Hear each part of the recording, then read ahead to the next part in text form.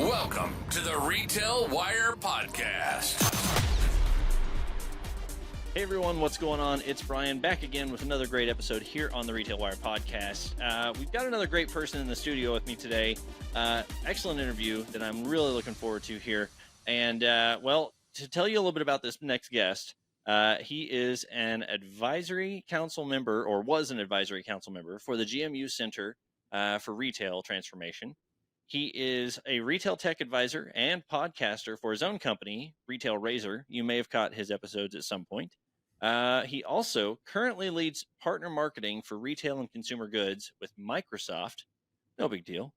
And thankfully, we have his brain, his big old beautiful brain and insights as a brain trust member here at RetailWire. Ladies and gentlemen, welcome to the show, Mr. Ricardo Belmar. How you doing, man? I'm doing good. Thanks for having me, Brian. Yeah. Thanks for being here. Thanks. It's been a while coming. I know we've had this on the calendar for a little while, so It's good to actually be recording and get everything going. So, tell the folks at home a little bit about who you are and kind of your experience. You've got a lot of cool things in your past, and I would imagine being at Microsoft right now, you've probably got some really cool stuff happening in your current setting. So, tell us a little bit about you. Yeah, well, I mean, where's a good place to start? I mean, I've kind of been in the retail industry for, I would say, probably going on like the last 2 decades now. Wasn't always doing things in retail in my professional career. I kind of ended up there, like a lot of people I know that, to steal a phrase, sort of accidentally, I got involved in retail. The company I was at the time, we delivered managed services, particularly things like data networking, security, Wi-Fi, voice communication, things like that. But over time, as I was there, it turns out that, as the business grew, about 40% of our customer base happened to all be retailers. Right. And in fact, the company at the time, right, it had its roots, its original managed service. Its first customer was Walmart. Way even before my time there at the company. It was they had sold their network services to Sam Walton himself, and that's how the company got started offering services to retailers. So when I was there, I was doing things like product management and product marketing. So we launched services like managed guest Wi-Fi for retailers. So I was probably famous at the time for telling retailers that the only thing worse than not having guest Wi-Fi in a store was having bad Wi-Fi in a store. Yeah, that it's funny that you mentioned that because you go through this similar experience whenever you're flying, right? Yeah, and it's like I'd rather almost not have Wi-Fi available on a plane than have poor Wi-Fi on a plane. Right. But that's still a very first world problem. It is for sure. Yeah. Yeah, so that's kind of how I got it. It started working with retailers. I've pretty much always, ever since then, been on the technology side of it as a technology provider to retailers. One of the interesting things that I learned in those days in the company I was at, we sold to retailers, like I said, 40% of the time, right? 40% of our business was retail. But the interesting thing was, I forget there was an interesting meeting. We had some retail consultants in that were advising us on some trends and things. And it occurred to me in the room to find out, we had, I don't know, a dozen or so of our executives in the room. And I asked one of the consultants as a favor, can you ask the room who has ever in here worked in a retail store before? Ever in their past. And I was curious to know because, there was myself and one of the folks on my team, we had worked in retail stores. I mean, when I was going to school, I started in the back stock room at one of the off-price retailers and worked my way up to an assistant manager before I left retail and went into engineering school, which is sort of, I guess, an odd way to kind of end up back in retail. It works, man. It works, Yeah. But of course, I had him do that in that meeting because I kind of thought, I don't get the sense that a lot of our execs really understand how retail works. And sure enough, a dozen people in the room, we were the only two who raised their hands and said, yep, we've worked in a retail store before. Nobody else had ever had a retail job of any kind. Yeah. And that kind of made me realize, yeah, I guess this explains a lot now when we're having our internal product meetings, why they don't seem to get why we want to deliver things a certain way to a retailer, because nobody I'm talking to here, none of the execs had ever been in a store before on the other side of the counter, so to speak. So, Yeah. yeah, Well, and it's really hard to relate whenever you haven't been, the person literally moving the boxes around, yeah, the person literally moving a rack around on the floor, and understanding when you reset a mod at a corporate level, right? You can say, "Oh, it makes more sense to put it over here," and of hmm course, visually and strategically and everything, it makes more sense, absolutely. yeah, But you don't feel yourself picking up the rack and moving it. You don't right, feel the frustration of having to pull off 60 items off of a shelf and set it down, or 300 items off a shelf and set it down while you down stack and then restack. So, it makes a lot more difference to someone who has seen that whole process. And, yeah, there's a local franchise here of a coffee shop that I know, and now they've actually, they've gone huge now.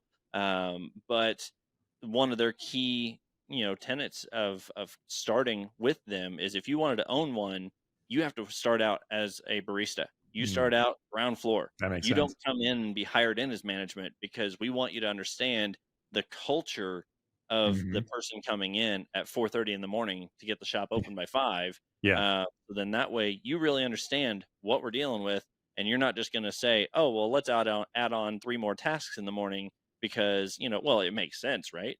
No, it doesn't if you're the person opening. So, yep, yep, absolutely, so, absolutely. so tell us, where are you based out of, man? So I'm in the Washington D.C. area, just north of D.C. in Maryland. I've Okay, actually pretty much been here for, most of my life in and around the D.C. metro area. Most of that time on the Virginia side. Now I'm on the Maryland side, which usually when I say that doesn't make sense to anybody who hasn't lived here. But everybody who lives here says, "Oh yeah, of course, yeah," because everybody moves around just in yeah, like a circle around DC in different places, and it doesn't mean anything to anyone when you cross the state line and it's like, oh, I'm just paying taxes to somebody different now. That's all. yeah. I similarly understand that, because whenever I say I lived in Kansas City for a while, they're like, "Oh, Kansas? Nope, Missouri." No. Or Missouri? No, Yeah. Kansas. Yep. And Of course. Yeah. it just matters Yep. what vibe you want. It matters what area you're around and kind of the field you're in at that moment, because hmm you definitely have a different feel to the Kansas or Missouri side. So Yeah. I get Yeah. that. So Yep. then, wife, kids, family, what does life look like for Ricardo? Well, we're here in one of the suburbs in Maryland. I have my Right? wife and two kids. We've been here, at least in this particular place, for the last, give or take, 12 or so years in this area. Okay. Not too far away before that. So, like I said, always kind of been in this area. So, I guess we like it. Yeah. It's been interesting. Even from a retail thing, one of the things I tell people that I think is a little odd, um, whenever someone starts talking about how we're overstored in the U.S., which Mm. fortunately I haven't heard. I hate this argument, but sometimes it pops up. We see it in like mainstream press where, when people are thinking that things are going bad in retail, everybody likes to talk about how, there must be too many stores. And I always argue that, well, it's not so much that there's too many. I just think that we have them in the wrong places. Mm. And what I mean by that is, I looked across a map during the pandemic when everybody was talking about that, how many stores are going to close, and we were all worried about that. And I thought, I think if I drive an hour to, let's say, an hour and a quarter, I can probably visit at least 5 stores of the same department store. Hmm. Like at least certainly for a Macy's, but probably for other department stores too, in almost any direction. Yeah. And I thought about that and said, that's got to be too many, right? I mean, I didn't. Why does it make sense that I could hit 5 different Macy's? And when we talk about omni-channel things, right? There's always that part of the conversation when there's the example of a customer can't find something in the store, and the store associate says, "Oh, I can get it from another store." Yeah. And you want to know, well, how far away is the next store you can get it from? Well, here it turns out we've had so many malls, a lot of big malls, actually. And so therefore they all have the same anchors. They all got built with the same anchor stores. So Yeah. every single the major store you can think of, or large chain you can think of, they're all here in this DC area. And One of the reasons why those of us that live here, we all talk about the DC area because it is all pretty much close within like an hour and to an hour and a half drive. You can get to almost anywhere around the surrounding area, and you'll probably hit 20 different malls in, Yeah. in But that drive. if you're a So, Gen Zer listening right now, a mall is a giant building that has a whole bunch of small stores right. residing in it. Yeah, no, sorry. Yeah. Yeah. Got You to have have to that clarity. explain, right? Because it's the same thing with the CD. I feel like nowadays people Yeah. are like, it's ironic that we're living in an era right now that you have more people familiar with vinyl than you do with CDs. Yeah. I know. Right. Yeah. Whatever. Who would have thought? Who would have thought? Exactly. Exactly. Yeah, so you have quite the diverse accessibility there to the different malls, the different stores, Hmm. like you're saying, and I think that was one thing the pandemic really did do for us was showed us where there's that hyper concentration of some retail establishments, and you're right. It's funny. The first name that came to mind for me was Sears. Yeah. Whenever you said that, because obviously not now anymore, but Yeah. uh, I remember growing up you could catch a Sears in pretty much any store or in any city and small town that you Hmm. traveled to. I Yeah. grew up in Southeast Kansas, and we had a Sears within. We had what 4 Sears stores within an hour drive any direction, and so whether it was a large Sears mall store or if it was a small like garden like one of those I can't remember what it was called, but like the appliance center and stuff like Hmm. that. And so Right. they had kind of broken it down in these various departments, and we had one really close within multiple directions of us. And so I couldn't help but wonder, it's like, well, why would I go to this one instead of that one? And I think going through a large scale event like the pandemic definitely shined a light on just Yeah. how unnecessary some of those locations were. Yeah. I mean, So it's interesting to me because I forget what's the statistic that Walmart uses, because there are so many Walmarts in the country, right? That mm, Walmart is, covers 90% of the population within whatever it is, a 5 mile distance or something. I forget the exact yeah, statistic, but it's something, pretty significant like that. yep, And I believe it. I mean, I know there's at least even where I live here, there's, I have a Walmart that's fairly close by. I say fairly because we're just not close enough that they won't do grocery delivery. So if anybody from Walmart's listening, just a hint. Um, right, Walmart in the Frederick area would be nice if you expand the grocery delivery. right. But then there's another one a little bit further away. Another 10-minute drive from there. There's another Walmart. But so you take Walmart, right, with how many thousands of stores they have, but I can hit in a not too dissimilar radius more Macy's stores than I can Walmart's. So you have to Okay. kind of ask, well, does that make sense? Wow. I And mean, that's an impressive number then, yeah, because considering how dense the Walmart stores are, yeah, that's actually I would not have seen that coming. yeah. So that's why my argument is always that I don't know that it's that there are necessarily too many. It's that it may be that there are too many in the wrong places Yeah. because the way a lot of retailers, I think, looked at placement and the real estate and the population density, I think they may have overestimated a little bit during heavy growth.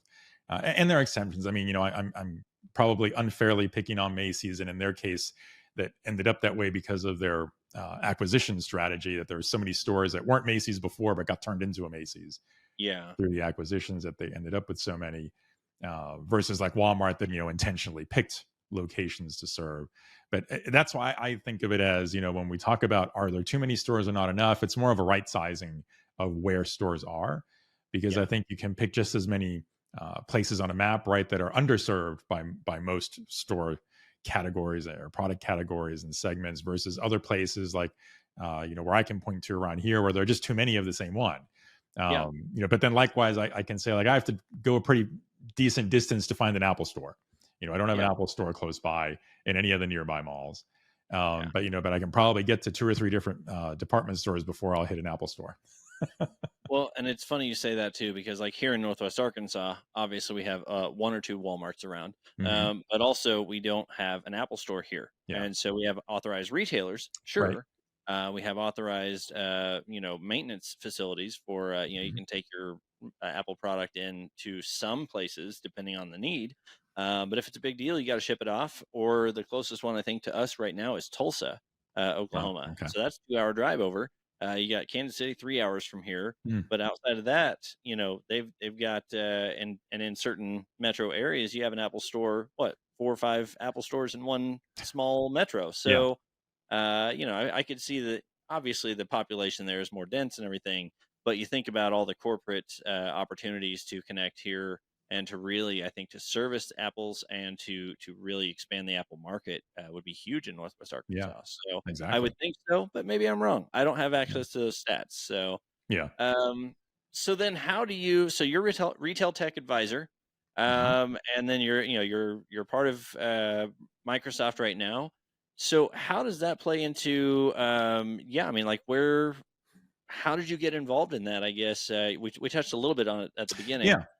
but tell us a little bit more about. I mean, I guess let me even backpedal just a little bit more and say, how'd you come to get involved with RetailWire? Well, so like I said, I go back to the managed service provider I was working at, and my role was doing new product development and product marketing for things, and like I said, 40% of our market was retail. So Okay. we started looking for different ways to learn about retail, different ways to understand what are the trends that we need to try to serve. Right? How do we know what we're aligning our products to if we're hitting the mark with it? In addition to just talking to the customers we have, but there comes a point where we used to tell our execs, our customer base is great, but when you look at how our retailers do things, a lot of them get very set in their ways at the time. Hmm. So this is pretty far. This is probably like let's say around, I don't know, 2012 to 2015 timeframe. So not a huge amount of innovative things happening. And when there are, right, it's certain very specific brands, right, that do that. So when we looked at our business and say, if we just listen to our customer base, we're not going to hit on the latest trends and things, because there's a fairly good odds that a lot of those existing customers, they're following other trends, right, that other retailers are doing. We need to find what they're doing. So how do we got to start researching this, right? And of course, RetailWire at the time, was an established site. So we started paying attention to the discussions happening on RetailWire. I Yeah. started reading those pretty regularly, as a guest on the site, started commenting occasionally on some of these things. And what we realized at the time is, this was, I call it kind of the early days of nobody knew to call influencers yet Hmm. at the Yeah. time. So I think the closest thing to an influencer community was probably RetailWire in Yeah. those days, because you had a lot of experts and people who really knew the business, right, commenting on what was happening in the industry. So I was paying attention to it. And then sure enough, there was a moment where RetailWire announced, we're about to hit 30,000 followers on Twitter. And they Yeah. decided to launch a contest and say, we want to know, give us your best tweet that we can use to announce, this major milestone. Yep. And it turns out the prize, this happened to coincide with when Apple was launching the Apple Watch. Okay. And the Okay. prize was a new Apple Watch. So I saw that. I thought, oh, well, I kind of like to have an Apple Watch. So I'm going to enter this contest. And so I did. And sure enough, one of the founders contacted me after the contest and said, hey, we picked your tweet. You're the winner. That's so good, man. So good. Well, that's a worthy prize, right? I Yeah. mean, Yeah. good grief, that's kind of big, Yeah. especially whenever So there's the emerging I joined the technology. Brain Trust after that, and I have been with it ever since. That's super cool. Yeah, that you said that was what early 2017 is what Yeah. we were saying on there. So, man, that's super cool. Yeah. So, that's one thing that I love about being here, and honestly about having people like yourself with us, because it truly is kind of it's influence without necessarily being influencers, right? Mm-hmm. You're influencers for the technology, influencers for retailer, Yeah. for retail and everything, but it goes so much deeper than that. And Yeah. so, I love hearing that was, uh, you know, the reason why you kind of came to look for RetailWire, and obviously we got a lot more stuff on the horizon here too. But man, that's really cool to see how you came to be here, and we're glad to have you, man. So Yeah, no, here's to I have to say, I mean, it's been great participating, because it also helped me, right, as I learned from the other Brain Trust members at the yeah. time, and as I moved on to other roles and other jobs. I mean, the next company I went to work for was specifically because they were it was a European software company. They wanted to get into the North American market, and just as the company I was with, 40% of their business were retailers in Europe, and so Mhm. they thought, well, we need somebody that knows retail in the U.S. on the retail tech side to help us with our product marketing.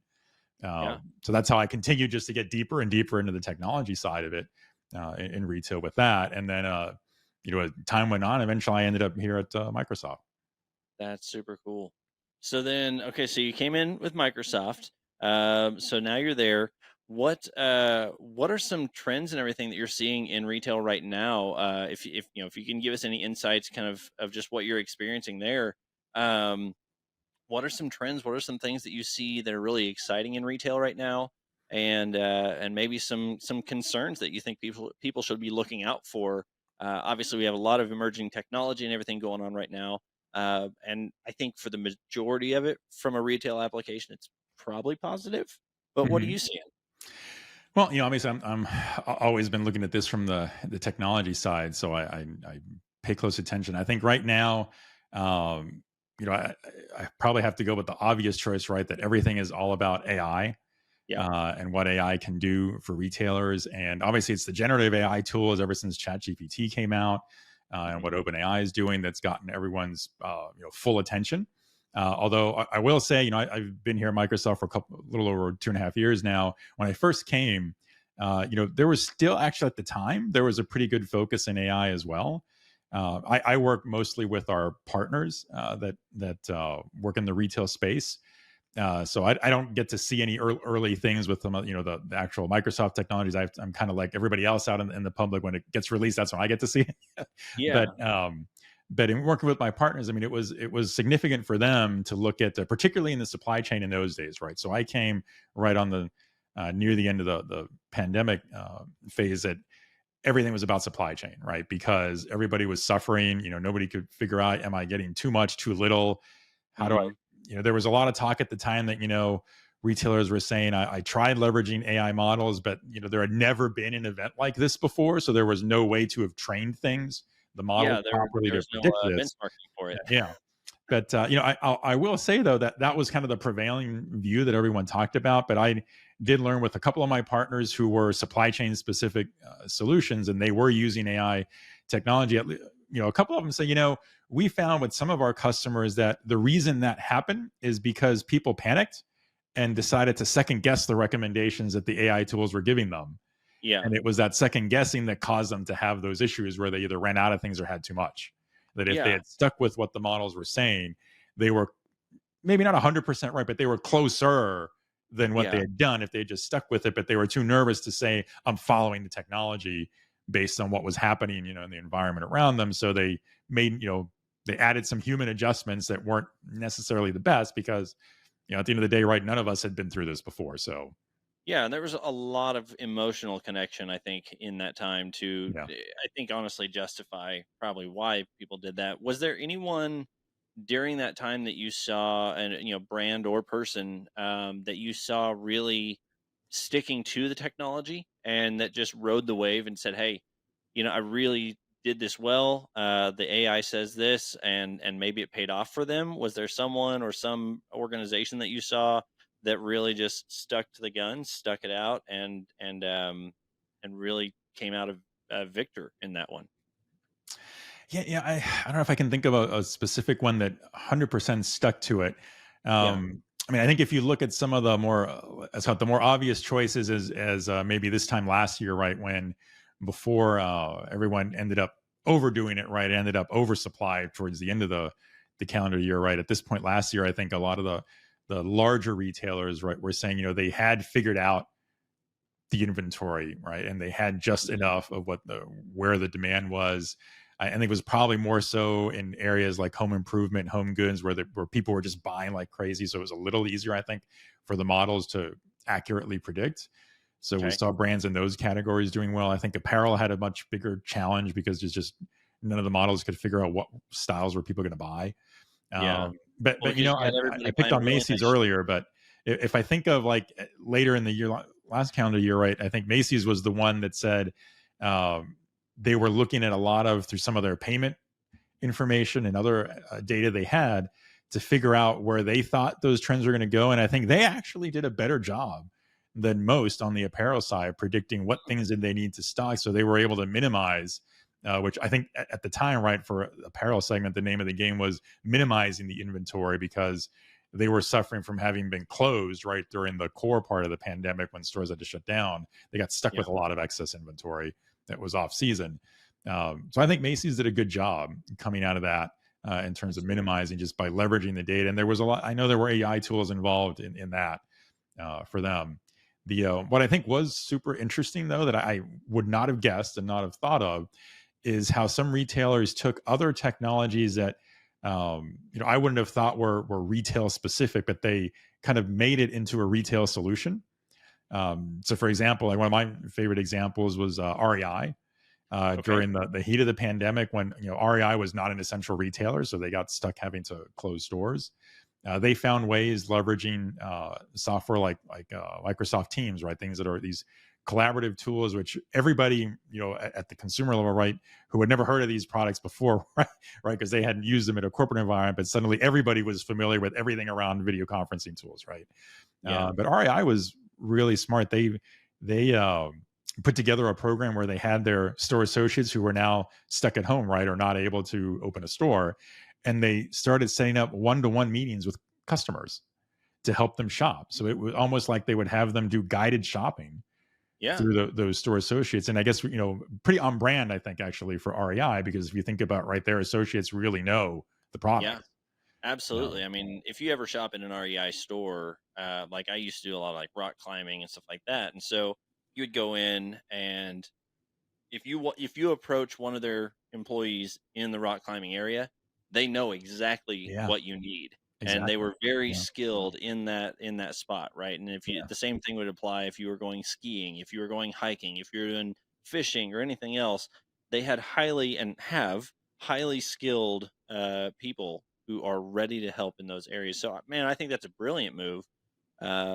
Especially, I was thinking a while ago as you were talking about Macy's, stocking up and really leaning heavily on AI or anything that was kind of the projection models. How crazy would that have been? And if anybody's listening to this and someone who experienced this on a direct level, reach out. I would love to connect with you and hear this story. Think about how crazy that would be, because for a while everybody was wearing nice sport coats, ties, button-down shirts and everything like that, and athletic shorts and flip-flops, because you were only seen from your gut up, right? Right, So exactly. I could not imagine the trend data coming off of the pandemic, how skewed that had to have been, because everybody had really nice top apparel, and the bottom down usually were pajama pants, right, exactly. or swim trunks or whatever else. And so the second it's over, it's like, cool, we're going to the lake. Rip off the hat, rip off the shirt, and you're out the door. Out the door. So that's got to be really interesting. I would love to hear if anybody's listening on this. That's fascinating to me, just to see what that kind of would skew numbers for future projections, right? Because now we're getting out of the pandemic, places are open back up for the most part everywhere in the world, right? And trying to average that out now has got to be a pain in the butt somewhere along the way. I mean, I would think it's interesting to kind of it's sort of a thought exercise, right? But if you picture, it's only been we've only been barely even 6 months into the frenzy around generative AI. But imagine if those tools were around when the pandemic started, and what retailers could have done to compensate for all the things they were trying to figure out. How do I deal with this if a store is closed? But if I had all this this technology today, I think it would have been a different environment. I think we would have seen some pretty crazy innovation happen. And I'm also shuddering to think. I shudder to think what would have happened with that many bored people at home and generative AI technology available. That too. Imagine the silly games and memes and everything else that would have come out of that. So that was fun. So we talked about your hot button topics, obviously AI and a lot of that machine learning kind of stuff going on.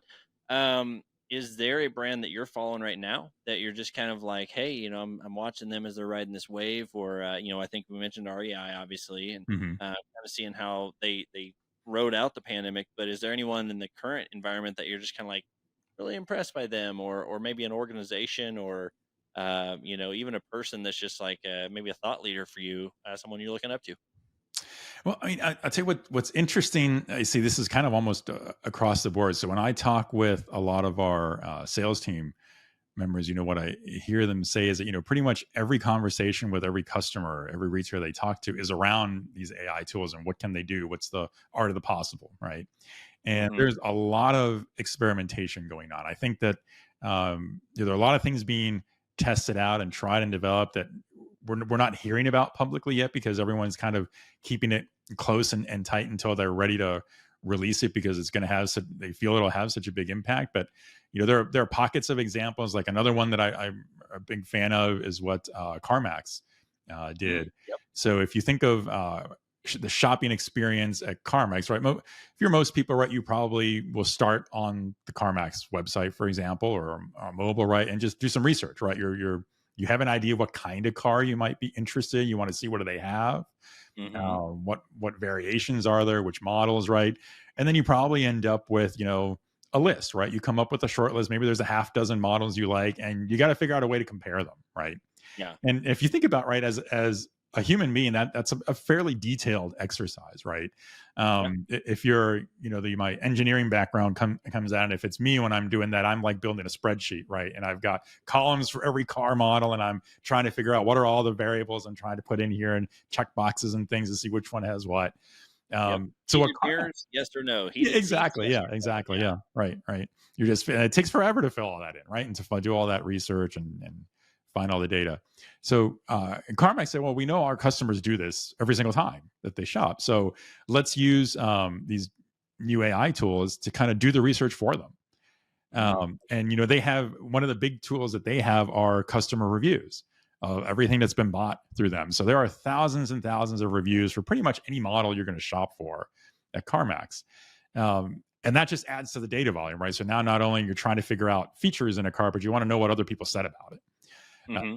Compounds the problem. So they put together a tool where you can just tell it what you're looking for, what kind of models you want. And the AI tool will go and do all this research for you and give you a summary of all the thousands of reviews across the 6 models you're interested in Yeah. no time, right? And now you can just sit back and look at the output and not have to create it yourself. So I just, the amount of time that would save, right, for a customer, I think is just huge. It's huge. And that to me is one of the I think more immediately useful use cases for this technology is the ability to summarize huge volumes of data at just a lightning speed, right? That just would not be possible for a human being to do in a short amount of time.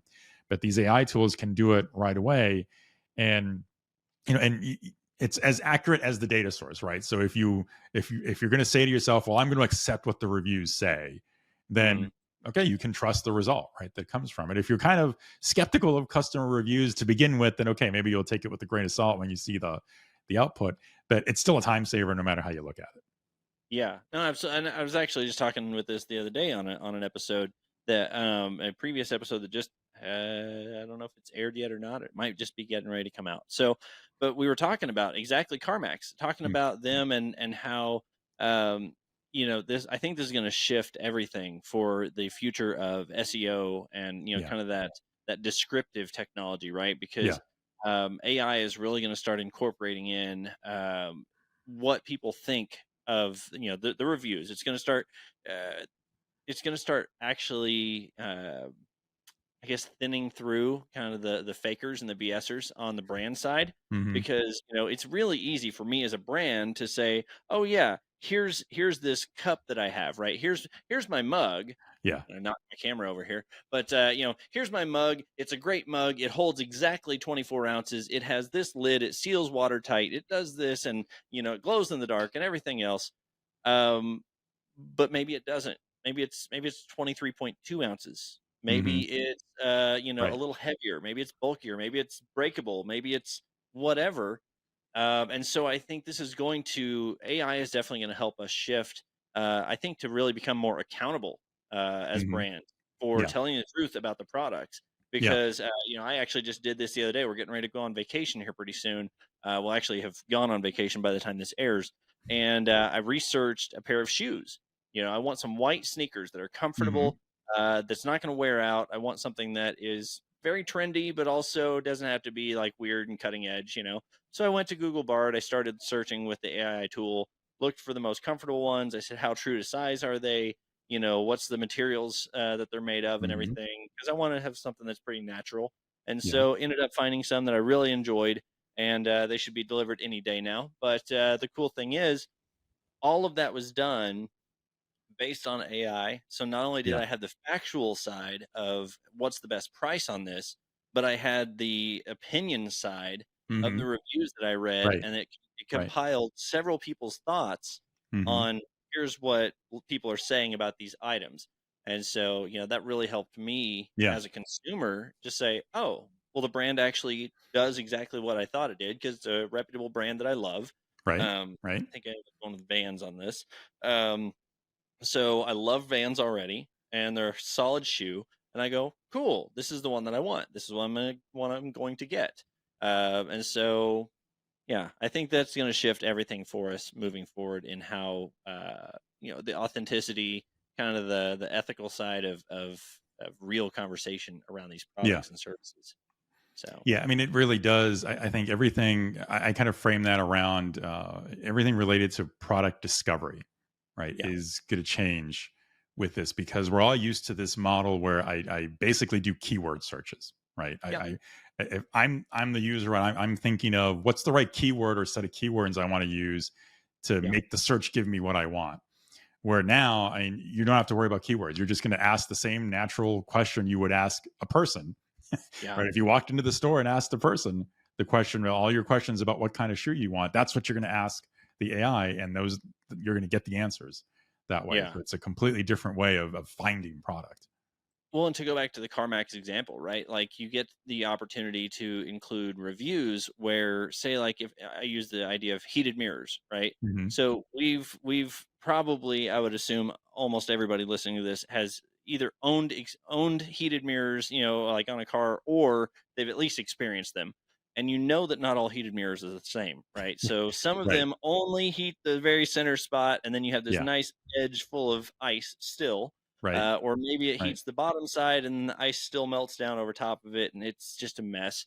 So, I would imagine something like CarMax using this as a technology to say, hey, what are the actual reviews? Does the LE trim do the same as the SE trim, Yeah. or the S trim? Are all their heated mirrors the exact same, or is one better than the other? Is it really worth the extra spend? Yeah, Hmm. it is. Or no, it isn't. And so I think that's going to shape everything, man. Yeah. So, Yeah, no doubt about it. No doubt about it. And that doesn't even get into other examples we're seeing like on the product design side yeah. of things. So one of my colleagues here at Microsoft, he posted this on LinkedIn. He did an exercise. Basically, I think he maybe at most spent a couple of hours on this, but he started with a question of if I was designing a new women's running shoe. I think Hmm. he said his example was his daughter was going to run a marathon and needed to find the right shoes. So, he said, well, what if I was going to design one? So he used all the generative AI tools that are there over a couple of hours' time, came up with a complete design, visuals, 3D rendered visuals of a brand new running shoe, Mm, women's running shoe. He had all the design parameters specced out. He had a production schedule put together, a business plan written, and the presentation to go with presenting it to somebody. Pretend he worked for somebody like a Nike and did this yeah, and needed to present it to a product team. All of yeah, that put together, and he spent maybe a couple hours time to do yeah, this. Right, what would have been probably a multi-week exercise to do, yeah. and he's not even a product designer. And Well, so exactly. imagine in the hands of someone who knows how to design this kind of product, what they'll be able to do with these tools. And not only that, but to think about, we've kind of gone through, obviously different phases of you've got to know to be able to play, right? You have to have knowledge, you Hmm. have to have money, you have to have something. And you think of how many AI tools are available for free right now because Yeah. it's still exploratory. So we're still trying to figure Right. out, and Right. companies are still building their models. They're still trying to build their libraries of what Hmm. questions people are asking and everything. But I don't think there's ever really been a better time to develop a product than right now Yeah. because exactly what you're saying. You don't have to be the expert. You have to know what you Hmm. like, and have to Yeah. know how to put basic words together in a description, right? And Hmm. even then, you can even get the AI to describe something and go, yeah, yeah, I think that sounds like what I'm trying to make up here. Right. Or no, I want to tweak it a little bit. Yeah, this is like 90% there. Let me add this phrase, and then suddenly, your work is done for you. So man, that's impressive. I really Yeah. like that idea. Because then you could even take that idea as long as you register it somewhere, or document obviously that it's your Mhm. proprietary info. You could shop it around to the big guys and kind of see, Yeah. who wants to take this on and who wants to maybe be a sponsor, who's someone that could be an influencer partner for you, Right. and all of that done in Yeah. a couple of hours. You could see things like, brands that do leverage a lot of, consumer influencers, right? Where the Yeah. model today, right, is that they might give the influencer samples of the product, right, to talk about it on whatever channel they have, right? But what if then the influencer could have the ability to contribute to the next product design with the Hmm. brand, right? And Absolutely. then it comes around full circle, and then you have the influencer talking about it on their channels, but they were part of the design. So now, how are their followers going to perceive that? Right? They're going to be even more interested because Yeah. now not only is it a brand that they like and it's an influencer they follow, but they jointly put this product together. Yeah. I think there's just lots of things like that we haven't even gotten into yet that we'll see coming together. Um, So good. yeah, yeah. And I do hear occasionally, there's always the thoughts of the concerns that come from this, right? Like, are people going to lose jobs over this because the tools are so good, Mhm. and do things? And my counter example to that has been kind of twofold. In fact, we talked about this on a recent episode of my podcast too, about, this is like, is this one of the gotchas, right? That people are going to, in the design side of things, are they going to lose their jobs? And we all kind of came to the conclusion. Here's the analogy. And think about social media managers.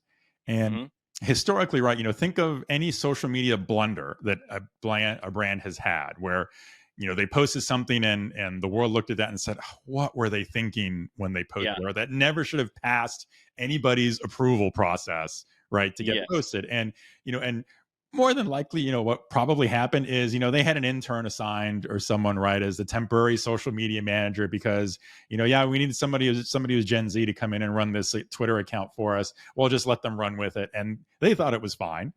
But so the lesson is, if you have an approval process for anything that's generated, right, like even as basic as social media content, well, Mhm. you probably have an approval process in your design processes too, right? So just because now you're inserting these AI driven tools to automate a big chunk of that process and to make what would have taken your designer 2 weeks to now take maybe 2 hours, would you automatically throw away the approval process just because it was automated? Or would you Yeah. still want to use the same approval process? Right. You would Because still want if you think that's about it, fine. right, okay, 2 weeks to do the design, it was probably a 2 day approval process after that. Well, if Mhm. you cut the 2 weeks and reduced it to 1 day, right, and you still have the 2 day approval process, you're still coming out ahead, right? It's still now Yeah. 3 days versus what could have been 3 weeks. So why would you change that? So I think I see why everyone has the concern that maybe there's a risk there, but I don't think there's a reason why people should just throw away all the checks and balances just because we've automated the process. Yeah. No, I agree. I think people said the exact same thing when we came out with self checkouts, and there's still some debate out about that right Yeah. now. But is that going to steal jobs? Is it going to take jobs? No, it actually helped move those associates. In the perfect world, and I'm speaking in the Hmm. the desired circumstances, would be that those same people that were standing there having to scan all day, they're now stocking the shelves. They're getting, Hmm. they're moving the back room freight. They're helping prepare grocery takeout orders and things Yeah. like that. So Right. I don't think that AI is necessarily going to kill off all the jobs. I think it's going to kill off some of the jobs that probably could easily be repetitive and just Hmm. monotonous. Right. Right. And do we need those jobs for people? Yeah, some, absolutely. But at the same point, I think it's going to force us as a society to get better at some things that we've obviously Hmm. ignored for a while. You know, Right. and Right. so there's still going to be there's always going to be human component to Yeah. understanding how the technology runs, how to fix the technology, how to take care of it, Hmm. So you think of, early cars, early, automotive stuff, and now, well, oh, this computer's going to fix everything. It's going to change everything, and we're not going to have the same mechanical issues. Well, now we Yeah. have different mechanical issues. So, Right. it's Right. going to create jobs, it's going to lose jobs. In the end, it's probably all going to be a wash until Right. the robot overlords take over, and then we don't have to worry about it, right? Exactly.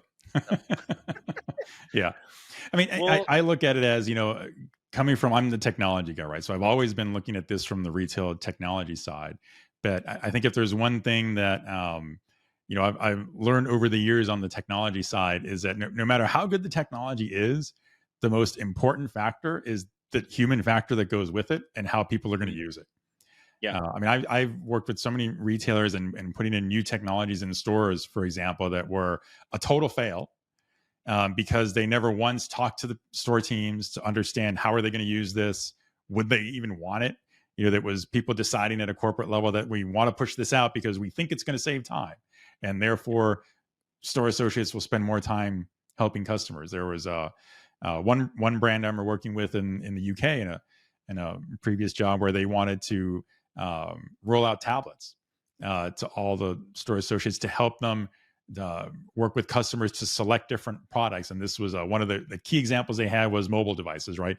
Customers coming in, they didn't know which mobile device to pick. So they came up with a custom app that was going to let an associate walk through a series of questions, help the customer figure out exactly what would suit their needs, which, Yeah. I mean, honestly, that's what the associates were doing anyway, right? They were just doing it verbally by helping the Yeah. Just customer. streamlined But, it for them. the marketing team at corporate thought, if we push this out, they're going to do it faster. And by just looking at the numbers, it means probably on average, each associate could work with 5 times as many customers in a day. And that's going to mean we're going to sell more mobile devices. Okay. Sounds great on paper, right? Yeah. Then they roll it out. And after a few months, they found out nobody was using it. They were just sitting in a shelf somewhere. They were shoved under the counter. None of the store teams wanted to use these devices. And Was that just a rejection of technology, or was it because the humans were doing a better job with the well, relations? it's interesting. So it was something they had not thought of, but it turns out. So what happened in their case is that app that they developed to run on the tablet, right? It had to connect back into the cloud, right, into a for all the data and to run the app. Well, it turns out that at some of the stores, the connectivity was so bad at some times a day that the app would get stuck, or the associate would be standing there holding the tablet with a customer, just kind of tapping their foot, waiting for it to respond. A few seconds going by, and it's one of these things where on paper, if you tell them, well, it's taking 3 seconds to respond. Well, 3 seconds doesn't sound like much, but when you're the store associate standing with a customer and you're waiting 3 seconds and nothing is happening for 3 seconds, that's like the most awkward thing you can imagine. And I think this is probably one of those cases where if you haven't been the store associate and worked in retail, you can't conceive of these awkward delays, right? And customers getting irritated at that point, right? Yeah. And they're more likely to walk away. Well, because you're not able to immediately address it. And it's funny you mentioned the 3-second thing. Like, I think of you and I, we relate really well in the world of podcasting, right? So if you're editing a podcast and you come across 3 seconds of silence in the podcast, what do? You trim it out. Yeah. You get rid of it, Right. right? You skip that section. Well, it's only 3 seconds. It's only 3 seconds, but it's 3 seconds. But it's 3 seconds that this person is sitting there listening, and they're dead air for. And then you come back. Exactly. What was that? What was that? Yeah. And so, obviously I got somebody's attention just then because they thought their phone. So it was the same thing. So that ended up being like 90% of the reasons why the store teams didn't want to use this new tool is because it wasn't reliable. They didn't know if at any given time would it work or not. Yeah, it wasn't necessarily the app itself or the database itself, but it was the connectivity for them. Yeah, okay, it was the right. connectivity. I can follow that. Yep. They ended up realizing that across the 1,000 locations they had, they probably had 20, 30 different types of levels of connectivity, different levels of bandwidth, and just there was no consistency in the performance. And sure enough, what happened, and this is probably the number one technology lesson I tell every retailer I ever talk to. Every time a retailer rolls something out, right, what's the first thing they come up with is they say, well, we need a test store to try this out, right? And maybe they'll do 5 test stores. Well, that sounds wonderful on paper, but what I've learned is 9 times out of 10, as soon as a retailer says I'm going to use 5 test stores, they're going to a go-to list of 5 really friendly stores that are used to always playing around with the latest and greatest testy thing that they don't know if it's going to work, and they're okay with that. They've got experience working with that. They're already adaptable. Exactly. Which means any problems that come up, they just adapt. and they don't or become they'll figure problems. it out Yeah. naturally and then it's not an issue, and then they go, they'll hand that same technology off that flew perfectly, Hmm. but then, in that store, and they hand it off to a lesser equipped Yeah. store or maybe someone who's a little less staffed or something else like that. Right. Yeah, that's interesting. Yeah. So, well, cool, man. Well, I know we've definitely had a great conversation today. I've thoroughly enjoyed this. But if let's go back to you really quick on one more thing. If there was one thing, obviously thinking back along your journey, you've learned Hmm. a lot along the way, right? You've experienced a lot of different things, a lot of different settings, different organizations, technologies, all of that. Um, what would you say is kind of a big lesson you've learned along the way? Is there something about yourself that kind of maybe this technology journey for you has revealed, that you could share with us? Yeah, honestly, the probably the biggest thing that I found is, again, even though I'm coming at this always from the retail technology side, that the most important factor comes down to people and relationships between people. Yeah. And I kind of I've looked at that different ways. So, for example, as the technology provider, right, I'm always working with people on the sales side, trying to sell Hmm. this technology to retailers. And every technology provider wants to talk about what's the wonderful outcome that a retailer is going to derive, right, by using this technology. And that's great, and I think that's important. But what really happens in the end, right, when that retailer decides that they want this technology, it's usually not because they've decided the technology is the best thing. It's because the person they're talking to on the other end of the conversation, who's bringing this technology to them, is somebody they trust. Yeah. And the reason they trust them is because they've built a relationship with them, which maybe that relationship started at a brand level because there was trusted content. Maybe it eventually became that, it was a trusted salesperson, or, maybe it's because they met people at a conference, right, who worked on the product team, right, and felt like they got some inside knowledge on how it really works and what the conditions are that make it work well or not work well, and so they build that level of trust. So Yeah. I always found that the technology can be as wonderful as possible, but whether it's going to succeed in any given implementation really comes down to that trusted relationship between the people involved, whether it's the people on the retailer side, whether it's their IT folks, the marketing folks, or people at the store level, and then the people involved on the vendor side. And if the relationship isn't there and it's not a trusted relationship, then no amount of technology is going to fix that. Yeah.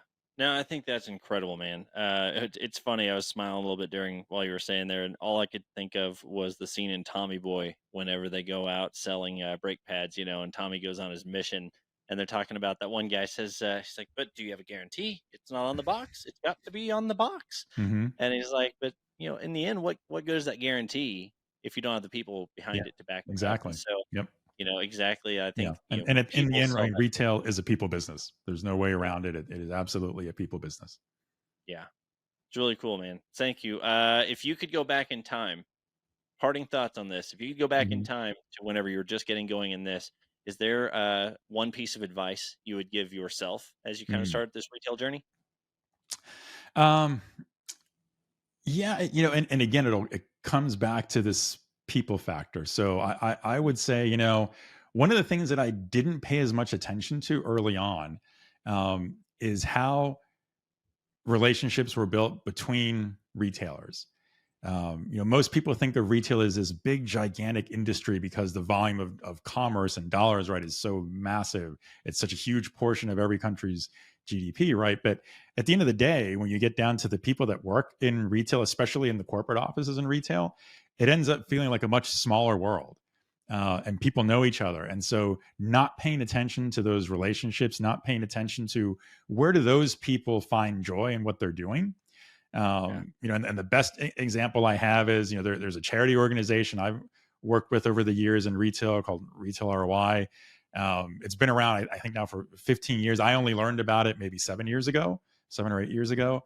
I suspect if I had been paying more attention in my early days working with retailers to those relationships and what people were doing, and building those relationships. But from retailer to retailer, I probably would have heard of this organization sooner, because there are so many retailers that are involved in it as their way of giving back to the world, right, from what they've been able to accomplish. So I think that for me would be the big thing, is to pay attention to those relationships.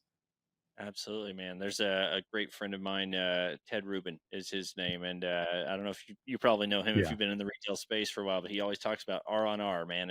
Everybody talks about ROI. He's like, no, it's ROR. Yeah. It's always return on relationship. Return on relationship. That's right. Yeah, he's 100% right.